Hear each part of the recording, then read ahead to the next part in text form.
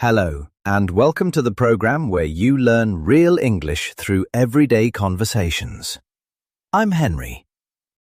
And I'm Sam. Hello, everyone. Today we're talking about something a lot of people find a little scary: budgeting. And of course, plenty of useful English along the way. So Sam, let me ask you something. When you hear the word budget, how does it make you feel? Honestly, a bit boring. And a bit stressful. It sounds like saying no to everything fun, so I usually just don't make one. That is exactly what most people think. And that is our topic today: the truth about budgeting. We'll learn 5 natural phrases that English speakers use when they talk about money and budgeting. But first, here's today's question. It's true or false? A budget is only useful for people who are bad with money. True or false? I'd say true. If you already earn plenty, why would you ever need a budget? Interesting. We'll find out at the end of the program. Keep it in mind. So, let's begin. A budget is really just a simple plan. It helps you spend only as much money as you earn, never more.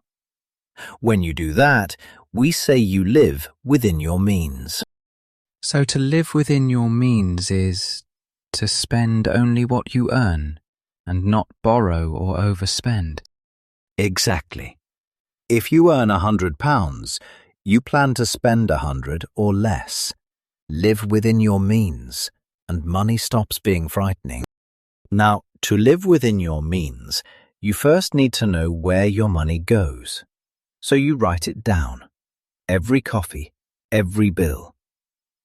When you follow and remember what you spend, we say you keep track of your money. So to keep track means to carefully follow what you're spending, so nothing slips away without you noticing. That's it. Many people are shocked when they first keep track. All those little treats add up. But once you can see them, you're in control again. But Henry, what if you keep track and find you're spending too much? What do you do then? Good question. Then you choose a few things and spend less on them. Maybe fewer takeaways or a cheaper phone plan. When you reduce how much you spend, we say you cut back. So when people cut back, they simply spend less on certain things to save some money. Precisely. And you don't have to cut back on everything. Just choose 1 or 2 things you won't really miss. Small cuts made every month make a big difference. But surely a budget isn't only about saying no. Isn't it also nice to treat yourself sometime? Absolutely. A good budget leaves room for fun. When you spend a lot of money on something special, a nice meal, a holiday, a treat you've planned for, we say you splash out. So to splash out means to spend a lot on something special, like a real treat. Yes, and the wonderful thing is, when you keep track and cut back a little, you can splash out now and then without any guilt. The plan makes the treat feel good. And here's the goal of it all. At the end of the month, the money you earn and the money you spend should match. When they do, we say you balance the books. To balance the books. So that's making what comes in and what goes out match up neatly. Exactly. Shops and businesses balance the books every month, and you can too.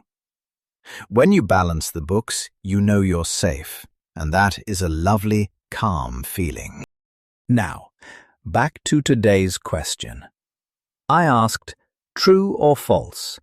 A budget is only useful for people who are bad with money. Sam, you said true. I did. Was I wrong? Actually, it's false. A budget helps everyone, even people who earn a lot. It's not a sign that you're bad with money. It's simply a plan that helps you live within your means and balance the books. Ah, that makes sense. So a budget is really for everyone, not just people who struggle. Precisely. Right, let's recap today's 5 phrases. First, to live within your means. To spend only as much as you earn. Then to keep track, to carefully follow and remember what you spend. To cut back. To reduce how much you spend. To splash out, to spend a lot on something special. And to balance the books, to make the money you earn and spend match.